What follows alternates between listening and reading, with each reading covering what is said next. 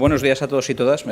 Gracias por la presentación, gracias por la invitación para poder contribuir. La verdad es que es un honor. Hay gente en esta sala que sabe muchísimo de administración electrónica, de transparencia y, por tanto, de gobierno abierto. Por tanto, pues significa que el encargo es complejo. El tiempo es limitado y la verdad es que la reforma intensa. Entonces, efectivamente, voy a intentar dar una visión general, no de toda la legislación, sino de algunos aspectos que me parece que pueden forzar el cambio, intensificar, de hecho, ese cambio que el legislador, pues desde el año 2001, cuando empieza pues, a incidir en el funcionamiento de la administración pública para ir hacia lo electrónico, en sucesivas reformas, todas muy parciales, muy incompletas, pues va a culminar con la Ley 39/2015, que a mí particularmente no me gusta demasiado. A mí, digamos, mi valoración personal no sería positiva, pero que sí que es cierto que nos puede ayudar. Y lo voy a hacer desde una perspectiva jurídica, a pesar de que mi perfil, como pues, muy amablemente ha dicho Miguel, es un poco más complejo, porque también soy auditor de sistemas de información y, por tanto, tengo una visión a veces del cumplimiento, ¿no? Lo que a mí me gusta hacer es coger aparatos, no coger productos y ver si cumplen las leyes, porque de esta forma dormimos todos más tranquilos. Y es una función, es una forma de practicar el derecho que es novedosa, va con los tiempos, ¿no? Nos toca cada vez más ver si los aparatos, los cacharritos que van a sustentar el procedimiento administrativo, la actividad no formalizada también de la administración pública, la transparencia, ¿no? En fin, lo que hacemos como entes de derecho público es garantista o no. Y eso es un tema del que voy a hablar porque la ley va de esto. Las leyes veréis que se van transformando para ser menos detalladas en el cómo y más precisas en el qué se debe hacer para que se mantengan las garantías. Por eso es lo que permite la innovación verdaderamente. Creo que esta ley en este punto no ha avanzado todo lo que podría avanzar, pero es cierto que avanza un poquito. No voy de todas formas, a escatimar algún comentario crítico, porque también lo tengo, sobre todo en el ámbito de la fe pública, pues estoy bastante disgustado, porque creo que lo que se está haciendo no es de recibo. Alguna cosa diré cuando hable del concepto de copia auténtica. Creo que ahí el legislador no ha sabido aprovechar uno de los activos importantes que tiene la Administración, en particular la Administración local. Por tanto, creo que esa parte tengo una visión un poco negativa.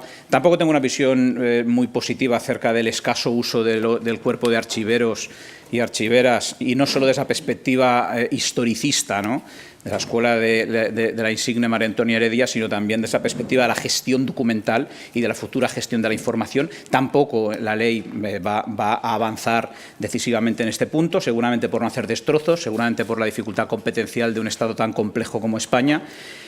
Por lo tanto, digamos que no todo va a ser positivo, pero sí que es cierto que hay un mensaje claro en la norma, que es que a fuerza ahorcan, que es quizás lo más importante, que es una norma que va a culminar, como digo, el tránsito hacia lo electrónico mediante la técnica de la imposición omnímoda del medio electrónico, la prohibición del uso del papel y, por tanto, pues nos va a plantear un reto. Lo que antes era preferente, deseable, una obligación de impulso, pero quizás algo que daba en el ámbito político y que además se podía incumplir fácilmente por la existencia de excusas legales para ello, en particular conectadas con la insuficiencia de medios económicos, pues con esta nueva ley desaparece y, de hecho, hay incluso una amenaza velada de perder la competencia en el caso de no prestar el servicio, cosa que veréis que se dice directamente en una de las disposiciones adicionales de la norma. Por tanto, es un entorno duro, es decir, esto no es guay, si me permitís la expresión, es un entorno duro, es un entorno de cumplimiento. Es cierto que el ciudadano tiene un derecho que espera, un derecho subjetivo que espera que se cumpla, y eso nos va a obligar a transformarnos, va a obligar a entender nuestra esencia, va a obligar a quitar mucha burocracia, va a obligar a hacer desaparecer gran parte de la forma que tenemos de tramitar, que no responde en realidad a nada en concreto, donde los expedientes están llenos de papeles inútiles, sinceramente, en muchos casos, no en otros, y por tanto se nos va a exigir un esfuerzo de, ahora sí, repensar lo que hacemos, ser muy eficientes, olvidarnos de todo lo inútil y, además, sinceramente, buscar un apoyo tecnológico solvente para todo ello, porque de otra forma no llegamos a un plazo de 1 año, en algunos casos un plazo de 2 años en otros casos. Entonces, un poco mi visión general de la norma.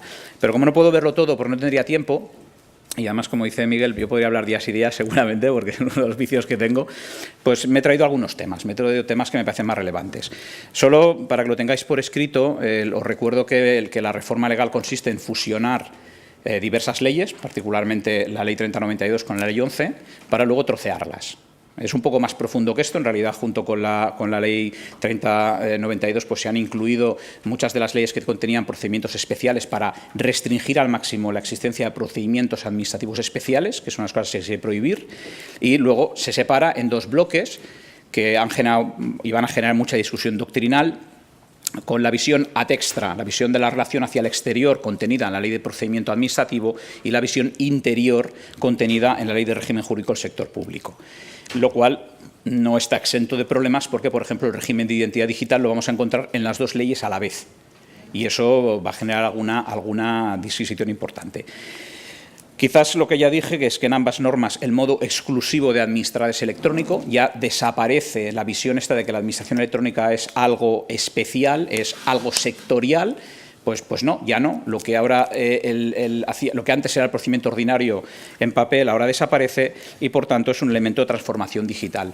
Cuando digo transformación digital, no lo digo en el sentido que ha dicho el plan del Gobierno actual de transformación digital, sino en el sentido de que ha teorizado muy bien la Escuela de Negocios MIT Sloan, del MIT, que es una escuela seria que ha hecho durante 3 años una prospección de empresas de más de 1.000 millones de dólares de facturación y ha llegado a la conclusión de que hay una colección de indicadores que denotan la transformación digital. Uno de esos indicadores es la despapelización, pero no por digitalización masiva, como se intuye en esta ley, sino por captura de los contenidos para convertirlos en un activo informativo y utilizarlo.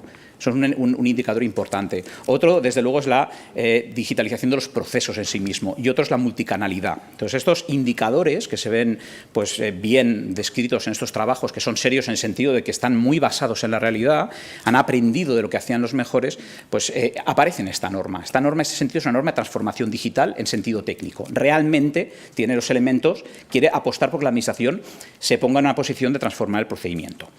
Aquí solo os dejo un poco la dicción del legislador, pues bueno, un poco la mitología que digo yo, ¿no? Del por qué hacemos la norma. Pues mira, la tramitación electrónica no puede ser una forma especial, una administración sin papel no solo sirve mejor los principios de eficacia y eficiencia al ahorrar costes, sino que también refuerza las garantías de los interesados.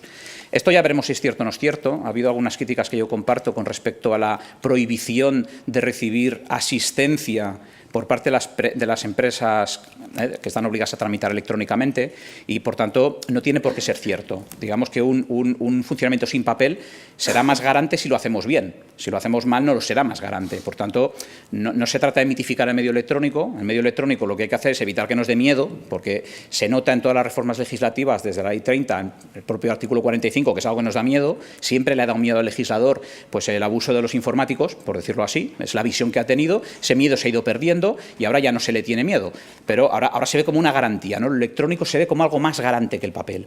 Esto puede ser verdad, pero depende de nosotros. Si digitalizamos todo y tenemos todos los documentos en forma de imágenes, ya os puedo asegurar que no va a ser una garantía mayor, porque nadie encontrará ningún papel y entonces no podremos cumplir con el derecho de ningún ciudadano. Entonces es importante que entendamos que depende mucho de nosotros. Y depende de que adaptemos un paradigma tecnológico sólido o no lo adaptemos. Habrá gente que cumplirá esta ley sin responder a ninguna mejora para el ciudadano. Al contrario, seguramente podríamos retroceder incluso en garantías y derechos. Sin embargo, los que lo hagan bien apostarán por tecnologías pues, con más contenido semántico, más estructura documental y, por tanto, en este caso, más metadatos, más gestión en vez de más enfoque puramente tecnológico, más enfoque de gestión, porque la tecnología es fungible y cualquier proveedor sólido te la da bien, ¿vale? Y no nos tiene que dar miedo, más gestión, sin embargo, para poder realmente cumplir con ese derecho. Por tanto, fijaos que, como dice el legislador, en efecto, la constancia de documentos y actuaciones en medio electrónico facilita el cumplimiento. Pero, insisto, dependerá de nosotros y dependerá que hagamos un tratamiento más orientado a la gestión de la información que a la gestión archivística. Por lo tanto, ahí tenemos un tránsito del archivo histórico, que era el único que se miraba lo que ve los expedientes, a la fase de vigencia de los documentos, pero también, finalmente, a la fase de generación, de producción de los documentos, donde ya no es un enfoque documental, es un enfoque informativo. Y esto tiene un reto importante detrás. Como cacharritos que yo quiero comentar de la norma, que es como me gusta llamar a pues, los gaches que el legislador nos va colocando y que tiene un régimen jurídico, hay diversos. Lógicamente voy a hablar de identidad digital y firma electrónica, que creo que son los temas estrella de la norma, porque además es un elemento transformador muy fuerte. Y voy a hablar también de documento electrónico, de expediente electrónico, pero vamos a empezar con identidad y firma electrónica. ¿Qué es lo que está pasando aquí? Lo que está pasando aquí básicamente son dos cosas. Una, que el derecho europeo tiene un impacto muy grande en materia de identidad y firma electrónica. Se está construyendo un derecho europeo de servicios digitales interconectados, lo llaman Mecanismo Conectar Europa, está sustentado en la competencia del Ejecutivo Comunitario de hacer redes transeuropeas de telecomunicaciones para la administración pública en este caso, y por tanto se ve la identidad como un bien público, una necesidad que hay que fomentar. Un español tiene que poder tramitar con un belga.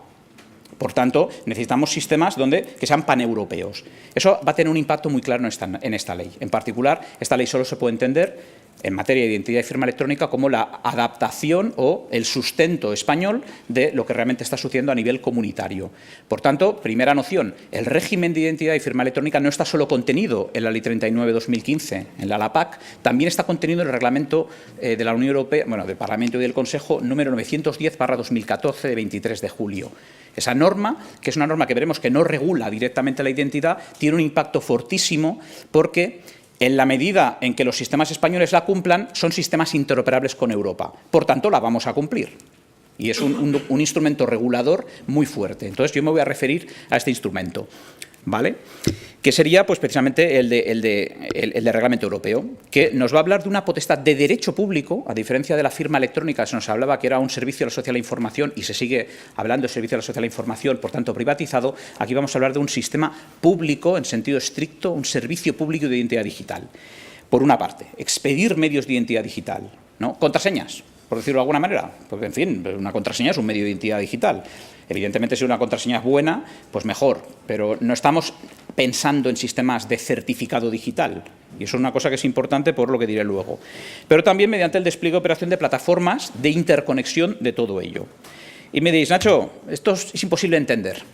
Es cierto, es más fácil verlo de esta forma, ¿no? Allá arriba tengo la identidad electrónica nacional por antonomasia en España, que es el DNI electrónico. Como instrumento de firma electrónica es una birria patatera, nadie lo usa.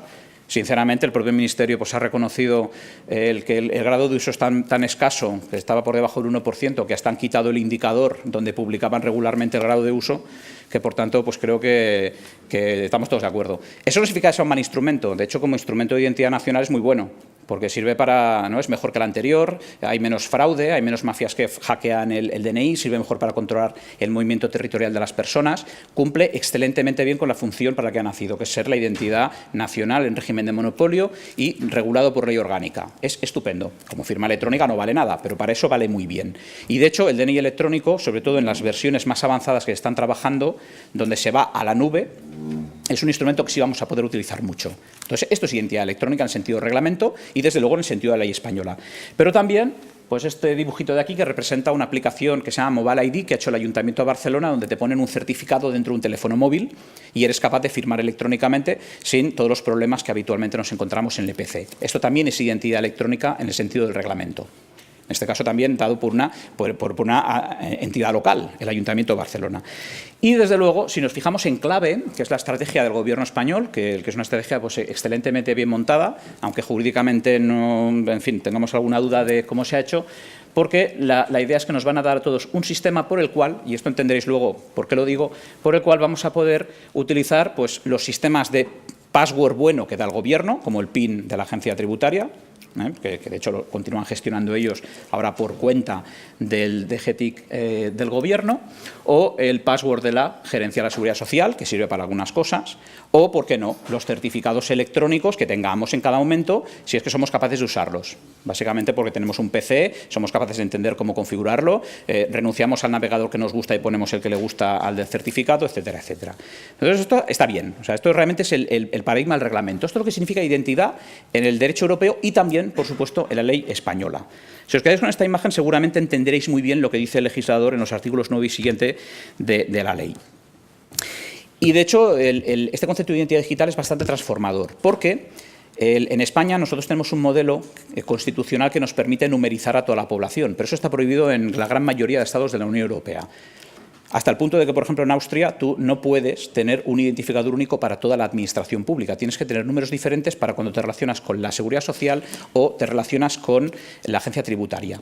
números diferentes, conectados matemáticamente pero diferentes, para evitar que se puedan cruzar los datos. Esto en Austria es una realidad desde siempre por garantía constitucional. Hay países que tienen 4 números, hay países como Alemania pues, que han ido a un modelo muy duro, donde incluso generan identificadores únicos de un uso para ciertas transacciones.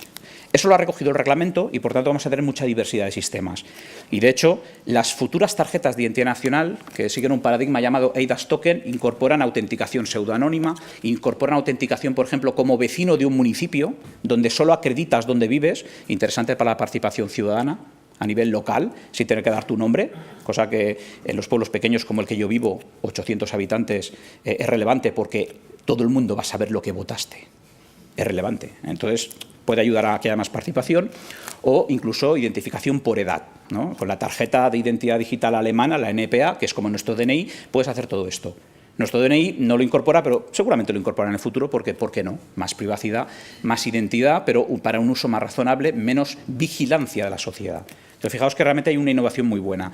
O también en los proyectos STORC, que también se recoge en la legislación española en forma del registro de representación, existe la posibilidad de autenticarte en nombre de tercero. Es decir, hoy en día es, desde una perspectiva tecnológica, ya posible que Nacho se autentique como representante de una empresa en otro país de la Unión Europea. Lógicamente, el legislador nacional lo ha recogido en nuestra norma para que también en trámites domésticos se pueda realizar. Si esto no es transformación digital, que venga alguien y me lo diga. Y claro, esto es muy potente. Y además es muy bueno para el ciudadano, porque si dejamos de pedir poderes notariales, se ahorra mucho dinero. Así que yo digo las cosas muy claras, como veis. Entonces, obviamente los notarios ahora me tirarían piedras, pero ciertamente si podemos tener un catastro de poderes, mejor, porque son de uso gratuito, no hay aranceles. Y, por tanto, simplifica mucho la gestión, incrementa los derechos del ciudadano, nos da un marco de control bueno. Entonces, alerta porque esa es una de las piezas, uno de los building blocks buenos de esta ley, el registro de apoderamientos. Tiene que ver con lo que estoy hablando. Es un elemento de identidad digital. Mi identidad como, o como tutor. Entonces, ahí el derecho público está dando una respuesta que el sistema clásico del poder no daba. Y, por tanto, yo siempre le digo a la Administración, deja de pedir poderes, porque estás perjudicando al ciudadano creyendo que eres más garantista. Por tanto, alerta porque ese tipo de reflexiones son las que se nos piden que nos hagan. Bueno, porque tengáis, digamos, una visión completa. Evidentemente, el reglamento, he dicho que no regula la identidad, lo que pone son los medios para poder utilizarla a nivel transnacional. Luego va a ser la ley española la que regule esta identidad electrónica. Y aquí la verdad es que hay mucha libertad. En principio, la ley española permite que convivan medios monopolísticos como el DNI electrónico, que, insisto, en el momento que consigan superar el problema de uso va a ser una herramienta muy buena. O sea, en el momento que tengamos DNI en la nube, y ese momento puede ser dentro de 15 días, porque me consta que el proyecto está, después de batallas intestinas que han costado muchos meses dentro de los ministerios, está a punto. Si yo tengo DNI en la nube, tengo 48 millones de tipos que pueden relacionarse conmigo. Eso es cumplir derechos. Por tanto, lo tendremos que utilizar. Si clave me lo permite integrar en mi proceso, le diré a mi proveedor tecnológico, monta esto y una semana después tendré todos los sistemas de identificación puestos en mi casa. Por tanto, ahí hay una transformación digital de proceso muy buena y ya no pediré nada más, porque siendo un DNI no necesito pedir, evidentemente, la fotocopia, que a veces uno siente todavía vergüenza de lo que se encuentra. Pero bueno, hay esta posibilidad, hay el sistema de hacerlo como clave o incluso, alerta, existiría la posibilidad de admitir sistemas privados para poder identificar. Por ejemplo, la GSMA, que es la Asociación Internacional de Operadores de Telefonía Móvil, acaba de publicar un gadget que se llama Mobile Connect, que permite que tú le pidas a la Telefónica Española que te identifique el titular de un número de teléfono. Entonces, este señor recibe un identificador en su teléfono móvil, no tiene ni siquiera por qué ser un smartphone, o sea, no ha hecho universal para todos los teléfonos del planeta, porque la GSMA opera en muchos sitios donde no hay smartphones, y se puede autenticar. Hasta eso podría ser reconocido por el Estado como un sistema de identificación electrónica. Por tanto, es una apertura como nunca habíamos visto. Es una inversión total del modelo de la firma electrónica reconocida o después la versión atenuada de un certificado en un PC, que por cierto en algunos casos era altamente inseguro, porque hay PCs altamente inseguros, de ese modelo, que es el del 2007, a un modelo en el cual nos vamos a la nube, nos vamos a la firma electrónica en teléfono móvil, nos vamos a contraseñas de un solo uso, todo y además interoperable en toda la Unión Europea. Esto va a ser realidad en 2018 aproximadamente. O sea, no os quiero vender aquí que esto ya está. O sea, hay cosas que ya están a nivel nacional. A nivel europeo hay una fecha concreta que es el 8 de septiembre del 2018 aproximadamente. En función de cómo se dicten los actos de ejecución puede variar ligeramente alguna fecha, pero en general nos vamos a ir a septiembre del 2018 en el caso peor. Está muy bien. O sea, realmente aquí tenemos que aprender un poco de lo que se ha realizado y mirarlo. Porque lo tengáis escrito, ¿eh? En fin, la PAC, que sería la Ley 39/2015, va a decir claramente que la identidad es a través de cualquier sistema cuente con un registro previo como usuario que permita garantizar su identidad. Es el nuevo paradigma, lo que importa es el registro. Lo que importa es el registro, no tanto el con qué tecnología. Y luego, pues bueno, nos dice la letanía que digo yo. Mire, usted podrá utilizar certificados de firma electrónica de persona física, de persona jurídica, insisto, con o sin dispositivo seguro de creación de firma electrónica, pero, como digo, que se usan muy poco, y ahora mismo se empiezan a utilizar cada vez menos por, digamos, problemas tecnológicos de seguridad informática, que tengo que decir que conocíamos hace años y no he visto que se haya hecho gran cosa para resolver. Esto no es culpa de las tecnológicas, es culpa quizás de un problema organizativo y que nos conducen a un mundo donde la noción de un PC con un certificado no es el modelo de tramitación. Un móvil quizás, en la nube seguro, en un PC no. Eso tiene un impacto tecnológico importante. Por tanto, nos envían a estos mecanismos que se usan poco, al menos ahora, o a otros sistemas de clave concertada y otros que se consideren válidos por las administraciones públicas en las condiciones que se establezcan, que no se dice quién establece, ni dónde se establecen, ni cuándo se establecen, ni desde luego se establecen requisitos mínimos. Yo aquí, como ahora está de moda, pues no sé si con la irrupción de Podemos, previsible, ¿no?, en algunos gobiernos locales harán una asamblea de administraciones para decidir colectivamente cuáles son los requisitos. Yo creo que no. Esto es una broma, ¿eh? Quiero decir que, bueno, que parece que es un rollo un poco asambleario, las administraciones se pondrán de acuerdo. Yo creo que no va a ir así, creo que más bien él va a ser coordinado por alguien. Entonces, bueno, igual que digo lo de Podemos, digo pues que el gobierno autoritario que mande en cada momento en Madrid pues nos dirá lo que tenemos que hacer. O sea, sería un poco la visión de cómo nos lo organizamos, que habría diversos enfoques, efectivamente. Y lo que yo creo, por ejemplo, es que es más importante que cumpla la regulación europea. Seguramente, si yo miro el reglamento europeo de medidas de seguridad de identificación electrónica, el 2015/1502, ahí me voy a encontrar todas las condiciones que yo necesito para saber si mi sistema es bueno o no es bueno. ¿Qué quiero decir con esto? Bueno, pues que si un ayuntamiento tiene una plataforma tecnológica, que insisto, en función del tamaño del ayuntamiento, será de un proveedor tecnológico tercero, privado o público, ya veremos, ¿no? Pero será un proveedor tecnológico, tiene una plataforma donde puede identificar ciudadanos y les da un sistema de password bueno que va al móvil, eso vale para todas las administraciones públicas. Es un mecanismo bueno, no hace falta que seamos entidades de certificación. Se separan, digamos, las dos funciones y la verdad es que puede funcionar bastante bien. Por lo tanto, vamos a jugar con ello. Hay una norma en la LAPAC que es interesante que miréis, que es el 9.3, sin embargo, que es una norma que en principio nos desincentiva a ser proveedores de identidad. Es decir, un ayuntamiento, por ejemplo, mi ayuntamiento, ¿no?, la Leixá, este ayuntamiento de 800 habitantes, bueno, llega casi a 900, pues si coges todo el municipio, seguramente nunca se hubiera constituido como entidad certificadora, pues es inimaginable, pero es posible que tampoco se constituya como entidad de expedición de identidad digital, como proveedor de identidad. ¿Por qué? Bueno, porque el artículo 9.3 considera que cuando el Estado español admite, el nivel superior de administración, que es la Administración General del Estado, admite un sistema de identificación, produce efectos frente a todas las administraciones públicas. ¿Qué significa esto? Pues lo voy a decir muy claro, a montar clave mañana todos. Porque es la estrategia, y es una buena estrategia. En este caso no tengo nada que criticar. O sea, si yo monto clave, lo único que criticaría es que el Gobierno me quisiera cobrar por ello, pero eso ya lo haremos otro día, ¿vale? Pero si es un servicio público, el de asistencia municipal, el que va canalizado a través de los órganos que tienen esa función, que son las diputaciones, ¿no?, los gobiernos intermedios que llamamos, y es de uso gratuito y me permite identificar a todas las personas, porque ese ejercicio ya me lo ha hecho la agencia tributaria o me lo ha hecho el DNI, pues es magnífico. Y si además me están diciendo, cuando un belga quiera relacionarse conmigo porque igual quiere enviarme una comunicación porque quiere arrendar un terreno y quiere hacer un negocio transnacional, resulta que ese belga o ese holandés con su password belga o holandés también puede tramitar y todo esto me lo da el Gobierno, pues claro, eso es brutal. O sea, no nos engañemos, es muy bueno, es como una especie de sueño. Y no ha salido de la nada. Durante 8 años los gobiernos de la Unión Europea, consorciados en 2 proyectos muy grandes llamados STORC y con unos 50 millones de euros de inversión pública, lo han construido. Bueno, pues eso es para vosotros. Lo cogéis, lo instaláis y si luego además queréis dar identidad, mejor. Porque si la identidad que dais es buena, resulta que entonces contribuís a incrementar ese volumen de identidades públicas. Y al no ser certificados, como paradigma normal, pues tenemos multicanalidad.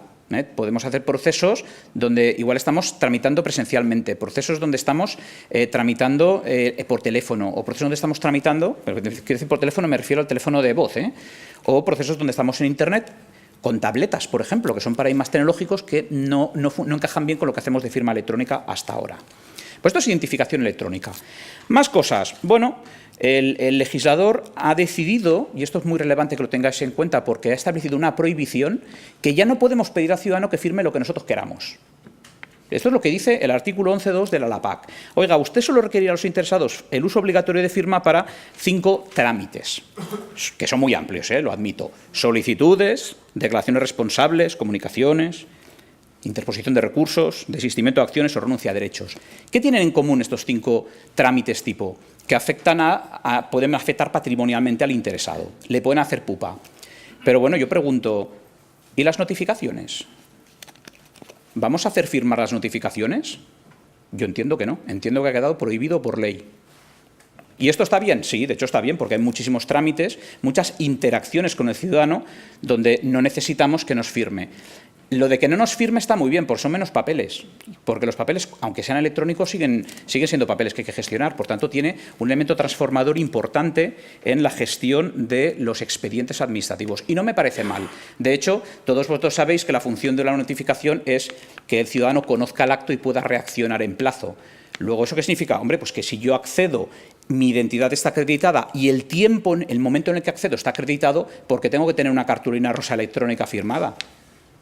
Que de alguna forma, claro, llegamos a un extremo a veces de un cierto paroxismo en una supuesta y mal entendida protección ciudadana que hace crecer exponencialmente los expedientes con documentos que no son estrictamente necesarios. Entonces, aquí hay un torpedo a la línea de flotación de este tipo de prácticas. Eso, usted no puede pedir al ciudadano que firme. Y además, fijaos que se nos va a decir que incluso cuando se tenga que firmar, también se va a poder firmar con estos mecanismos de identificación electrónica. Eso significa que el mecanismo clave PIN, que es un mecanismo que en derecho europeo es nivel sustancial y, por tanto, tiene libre circulación garantizada en toda la Unión Europea, desde que lo adaptaron al reglamento, porque el primer clave PIN no, todavía a nivel bajo, pero el nuevo sí, el bueno, el que tenemos ahora, tiene libre circulación, pues cuando Nacho tenga que acceder para acreditar su identidad al trámite, le envío un clave PIN. Y cuando tenga que firmar, le envío un segundo. Y aquí no hay ningún certificado. Luego, bueno, es una solución muy transformadora. ¿Es la que más me gusta a mí? No, la verdad es que no. Me gusta más el futuro DNI electrónico en la nube, porque es a nivel alto de identificación y firma. Y también lo podré activar remotamente, pero también lo podré utilizar. Entonces, fijaos que de alguna manera la identidad se va a la nube, la identidad se va fuera de ese control y está bien porque nos elimina el problema. Lo que pasa es que a cambio tenemos un reto más, un reto nuevo que antes no teníamos. Ahora tenemos el reto de que todo esto es cool, está muy bien, pero claro, firmar significa garantizar la integridad del documento. Claro, con un certificado electrónico en la nube yo garantizo la integridad del documento, pero con un PIN depende del PIN. Por tanto, tampoco nos podemos volver locos. Ahora no digamos que cualquier PIN vale para todo. No es cierto. Los sistemas de contraseña que valdrán para esto son especiales, deben ser tratados rigurosamente y además tenemos un reto de prueba electrónica. Cuando tengamos que llevar el documento autorizado con una contraseña a su señoría, el señor juez, tendremos que llevarle el log de la transacción. Tenemos que llevarle algo que ahora no le llevamos. Por tanto, tenemos que pensar en ello, tenemos que diseñarlo un poco, también tenemos que reducir la complejidad a soluciones fáciles para el ciudadano y a partir de aquí tenemos que montarlo bien, necesitamos que alguien nos ayude a que técnicamente esté solventado, necesitamos lo que llamo el librillo de aportación judicial, el librillo que es el cómo voy a llevar esto a un juez, si va a ser un CD-ROM, si va a ser por el sistema AlexNet, para tenerlo claro y despejar dudas, eliminar incertidumbres, porque cuando tenemos dudas los proyectos no avanzan demasiado. Pues esto es ciudadano. Administración. ¿Qué sucede en administración? Me voy a la ley 40/2015. En este caso, lo que era el certificado de sede electrónica desaparece y sencillamente se sustituye por el certificado de autenticación web del Reglamento Europeo. Esto está bien, pero se mantiene la posibilidad de utilizar medios equivalentes, lo cual está mal. Entonces, aquí tendríais que hacer una interpretación estricta y decir, oiga, mire, tenga yo la sede a nivel técnico en mi casa o la tenga un tercero, porque se puede delegar perfectamente y no hay absolutamente ningún problema jurídico para ello, sea cual sea el caso, lo que yo tengo que poner es un requisito de que tiene que haber un certificado que me identifique. Porque el certificado de sede cumple, lo que antes era el certificado de sede, el certificado de autenticación de sitio web, cumple la misma función en el mundo electrónico que el edificio municipal en el mundo real, que es que alguien sepa dónde está entrando. Porque eso, para eso sirve. Por tanto, quien lo tenga no importa nada. Lo que importa es que el ciudadano sepa a qué lugar virtual se está conectando. Entonces, aquí sí que hay una alineación con el reglamento europeo que me gusta. Pero admito que al haberse permitido el medio equivalente, podemos tener administraciones que se equivoquen. Sería un error, en mi opinión, garrafal, ir al medio equivalente. Hay que coger certificados de autenticación de sitio web del reglamento. Y luego, bueno, pues aquí tengo un punto un poco más crítico. La ley de régimen jurídico mantiene el sello electrónico de órgano, administración, organismo, que antes no estaba, ¿no?, o entidad de derecho público, y para la actuación administrativa automatizada, y aquí veo diversos problemas. Un problema es que la interpretación que algunos dentro del Ministerio de Hacienda realizan sobre algunos tipos de unidades administrativas, como la Secretaría Municipal, es algo así como que no son órganos, excepto en los municipios de gran población, cosa que en el ámbito valenciano el Cosital está luchando pues fieramente. Claro, si me han de decir que el secretario no es un órgano, ¿qué me están diciendo? ¿Que no puedo automatizar la secretaría? Pues es una mala idea, porque de hecho gran parte de las funciones de fe pública secretarial que aparecen en la legislación actual del 87, que viene en la legislación de 1921 y 1924 respectivamente, no veo por qué no se pueden automatizar. Sobre todo porque entonces tenemos al secretario o secretaria para hacer fe pública de verdad, que es otra cosa, como veremos ahora cuando hablemos de copias. Por tanto, aquí tenemos un reto. Me mantienen esto, pero la interpretación no está clara y luego, además, no es compatible con el derecho europeo. Entonces, aquí tendremos que pensar un poco cómo lo utilizamos o utilizar código seguro de verificación que no existe en derecho europeo y, por tanto, no es interoperable. Entonces, aquí hay que pensar un poco. Mi propuesta seguramente sería utilizar certificados de llamados de administración, pero compatibles con el derecho europeo. Es decir, coger las dos figuras, fusionarlas, que es una cosa que se puede hacer, y utilizarlo. En fin, se abre, digamos, formalmente la posibilidad de la firma electrónica del titular del órgano, que ya existía, es una novedad solo formal, y luego pues, se habla un poco de que es cada administración internamente la que decide qué trámites o informes incorporan firma electrónica reconocida, lo cual significa pues, que de alguna forma tendremos que acudir al esquema nacional de seguridad para que en función de la evaluación del riesgo, del impacto que pueda producir esa transacción, ¿no?, decidamos si tomamos firma electrónica reconocida, firma electrónica avanzada o, ¿por qué no?, una firma electrónica basada en un sistema como clave. Es decir, que también se podría hacer. Aquí el único comentario es: no penséis que es una potestad totalmente discrecional. No lo es. Viene mediatizada por la aplicación del Esquema Nacional de Seguridad, que en virtud del artículo 156 de la Ley 39 continúa estando vigente. Es decir, que no ha desaparecido en absoluto. Y bueno, finalmente nos quedaría la representación para cerrar, digamos, la parte más relevante de la transformación digital de esta ley, que es que ya se regula con carácter general el aputacta electrónico. ¿Qué significa esto? Pues un catastro de poderes. ¿Por qué? Bueno, pues porque nos pasa en el catastro inmobiliario, ni hay sincronía entre el registro inmobiliario, ni hay un modelo de negocio que permita sustentar de forma económicamente eficiente el consumo masivo de información registral, porque va por arancel. Lo mismo nos pasa en poderes.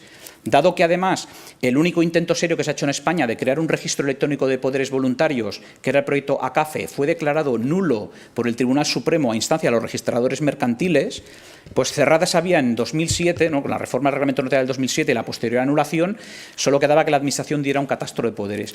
Esto es extraordinariamente potente. Implica, además, la posibilidad de formalizar, definir bien los poderes, para el cual se otorga la oportuna autorización al órgano, al Ministerio, y, por tanto, si normalizamos poderes, normalizamos facultades de actuación y las guardamos en un registro, resulta que, además, el señor Aramillo, que es administrador de una sociedad española, podrá utilizar esta información para autenticarse frente a una autoridad pública de otro Estado miembro de la Unión Europea, cosa que técnicamente es una realidad hoy en día y que, por cierto, para su extensión, la Agencia de Subvenciones INEA acaba de abrir una partida de 16 millones de euros. Es decir, que si queréis implementar todos estos cacharritos, que sepáis que la Unión Europea incluso está financiando la descarga del software libre que se ha publicado en la Forja y su implementación, es decir, que encima os lo pagan. Con lo cual, aquí tenemos un elemento que a mí me gusta mucho. Muy rápido, algunos temas que están por aquí que creo que son también relevantes, ¿no? Claro, en un procedimiento completamente electrónico tenemos un problema con el papel, que es que no podemos decirle a todo el mundo que no puede continuar aportando documentos en papel porque generamos una fractura digital increíble. Entonces, ¿qué hace aquí el legislador? Pues básicamente lo que nos dice es que, primero, que las empresas, ciertos tipos de colectivos profesionales y otros casos, como las administraciones públicas ya no pueden relacionarse en papel. Por tanto, tienen que espabilar y de alguna forma digitalizar lo que convenga. Pero por otra parte, lo que nos dice es que para el caso de los ciudadanos que tengan el derecho a relacionarse con la administración, todavía presencialmente, lo que nos dice es que el registro es electrónico. Es decir, que el registro presencial desaparece. Esto supongo que lo teníais claro. El registro presencial como tal, el órgano de registro, desaparece con esta ley. Solo existe el registro electrónico. Y claro, ¿cómo cargo yo documentos en papel en un registro electrónico? Pues básicamente yéndome a una oficina de asistencia donde me van a digitalizar esa documentación. Y esa documentación entonces va a entrar en forma digitalizada. Evidentemente, como al final podemos tener retos con respecto a la autenticidad de la documentación, porque ese funcionario o funcionaria puede no ser un experto y le pueden colar documentos que no son auténticos de origen, en el fondo, aunque las compulsas desaparecen de la ley, lo cierto es que tendremos niveles de autenticidad diferentes y, por tanto, la persona que haga esa copia puede ser relevante. Y eso es importante, ¿por qué? Bueno, porque me parece bien que el artículo 27 haya creado la figura de una especie de copia electrónica auténtica con eficacia frente a todas las administraciones, pero me preocupa la calidad de la copia. Por tanto, en el ámbito local, donde tenemos la figura de los secretarios con fe pública, creo que vamos a tener doble régimen. Vamos a tener este artículo 27, que evidentemente permitirá que yo vaya con una fotocopia a la administración, cualquiera me la digitalice y produzca efectos limitados al ámbito administrativo, con el nombre de copia auténtica, pero un valor procesal, de acuerdo con la ley de enjuiciamiento civil, más parecido al de la compulsa, porque eso es un acto administrativo, y al lado, en aquellas administraciones que tienen la suerte de tener habilitados nacionales, es decir, el mundo local, porque los demás niveles no, resulta cuando me convenga poder tener una copia más auténtica, porque ahí tendré fe pública de acuerdo con la ley de enjuiciamiento civil. Claro, que no se ha derogado. Entonces, cuidado porque copias auténticas sí y a tope, pero vamos a tener diversos niveles. Entonces, utilicemos bien el habilitado nacional, sobre todo en el ámbito local, para aquellas producciones de copias que tengan un valor especial. ¿Por qué? Bueno, porque aunque todo pueda circular libremente, es cierto, y esto lo ha dicho el Ministerio en alguna ocasión, que al final el problema se quiere trasladar del ciudadano a la propia administración. Y, por tanto, el órgano gestor se va a encontrar con copias auténticas que sí van a ser auténticas en cuanto a digitales, pero que no vamos a saber muy bien el original como era de auténtico. Y, por tanto, vamos a encontrar un poco de todo. Entonces, está bien, para mí, el apretar a la administración y que el ciudadano tenga el derecho a no aportar nada en original, que tenga el derecho a que se le digitalice todo y que eso digitalizado sea algo que se pueda mover por la administración, todas las administraciones. Me parece bien, pero no nos tenemos que volver locos, no tenemos que olvidar que en algunos casos puede ser importante el tener una copia auténtica en el sentido procesal. Y eso nos apunta a la reconfiguración de la fe pública secretarial muy claramente, igual que la de los notarios. Por ejemplo, la fe pública a distancia es difícil de justificar, pero sí lo es presencialmente. La función tuitiva del fedatario público no se pierde en el mundo electrónico, pero se limita. Por tanto, aquí tenemos un reto importante, especialmente porque el legislador se ha olvidado de los habilitados nacionales al hacer la ley una vez más. Documentos electrónicos, no hay ninguna novedad sustancial, sencillamente os lo dejo. Quizás se intenta limitar también la firma de los documentos que se publican con carácter puramente informativo, porque se publican en la sede electrónica. Por tanto, los señores que tengan página web a efectos de transparencia, en vez de tener sede electrónica, que me parece discutible, cuanto menos, muévanlo todo a la sede electrónica. Los documentos a la sede electrónica no hay que firmarlos. Los que están en la página web supongo que sí. Luego, claro, la cosa va en este sentido. Si quitamos las garantías de la sede electrónica, no podemos quitar las garantías de los documentos electrónicos. Por tanto, alerta porque aquí hay un criterio interpretativo importante.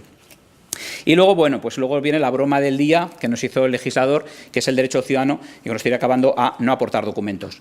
Ahora el legislador nos dice que en el caso de que el documento haya sido elaborado por una administración, no solo no hay que aportarlo, tampoco hay que decir dónde está. Que me parece magnífico, pero no sé si en un año lo tendremos hecho. Creo que es de una complejidad extraordinaria y además estaría bien que los archiveros y archiveras pues empezaran a trabajar como horas extras y días extras y años extra para llegar a ello rápidamente. En el caso de documentos que yo haya librado a otras administraciones, podré no aportarlos cuando indique dónde están, cosa que también genera algunos problemas, especialmente si se han aplicado tablas de evaluación y se han eliminado, atentos, porque en ese caso el documento ya no está.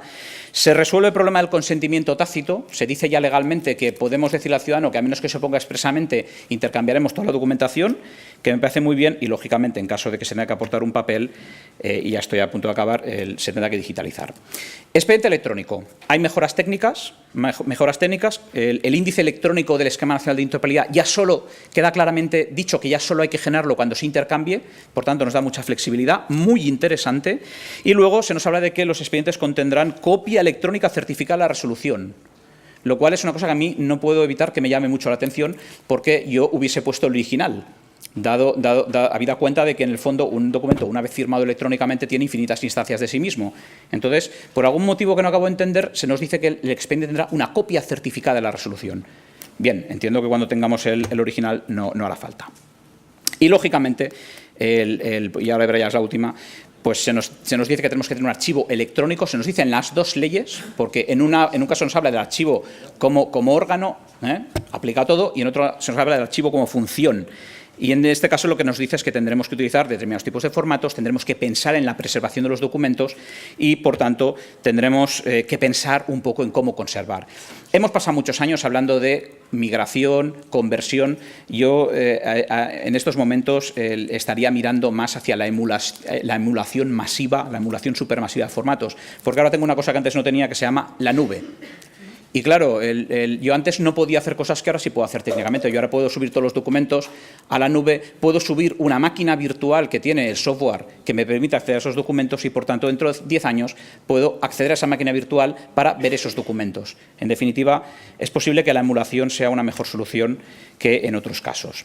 Finalmente, disposición, lo dije anteriormente, posibilidad de adhesión voluntaria, ¿no?, para los servicios de alto impacto, sobre todo frontal, a las plataformas tecnológicas de la Administración General del Estado, pero no se dice nada acerca del verdadero tema, el temazo, que es la plataforma de gestión del expediente electrónico. Aquí no hay plataforma del Estado a la cual adherirse. ¿Eso qué significa? Necesitamos a alguien que nos lo dé. Pensando en mi ayuntamiento, yo miro a la Diputación, lo siento. O sea, mi ayuntamiento nunca va a tener esto. Como siempre ha dicho mi secretaria, que no es habilitada nacional porque somos tan pequeños que no nos lo podemos permitir, porque con 800 habitantes no puedes tenerlo, pues lo que sucede es que ella, cuando ve la Administración electrónica, dice: yo quiero tener un servidor, porque no tenemos ningún servidor. Por tanto, para nosotros la Administración electrónica como ayuntamiento es la Diputación de Tarragona, muy posiblemente, y si no, no habrá. A la Diputación de Tarragona le ayuda al Consorcio AOC con el Gobierno catalán, por supuesto, y al Consorcio AOC el Gobierno español, desde luego que sí, y al Gobierno español la Unión Europea, claro. Está claro, pero al final o alguien lo da o no hay administración electrónica. Y yo aquí quiero señalar los servicios en nube y quiero señalar el papel del sector privado. Muy posiblemente tenemos que asumir que hemos de ubicar nuestros expedientes en empresas tecnológicas que, cogiendo todo esto que ya existe, básicamente para que no nos lo cobren dos veces, cogiendo todo esto que ya existe, nos den una aplicación que funcione. Evidentemente le pediremos garantías, pero si no lo hacemos de esta forma, y sobre todo si como gobiernos intermedios no hay una actuación de difusión, acompañamiento y de quitar un poco el miedo, pues vamos a tener algunos problemas serios para poder cumplir. Por tanto, tramitación exclusivamente electrónica, gobernanza, imperatividad, tecnología. Muchas gracias.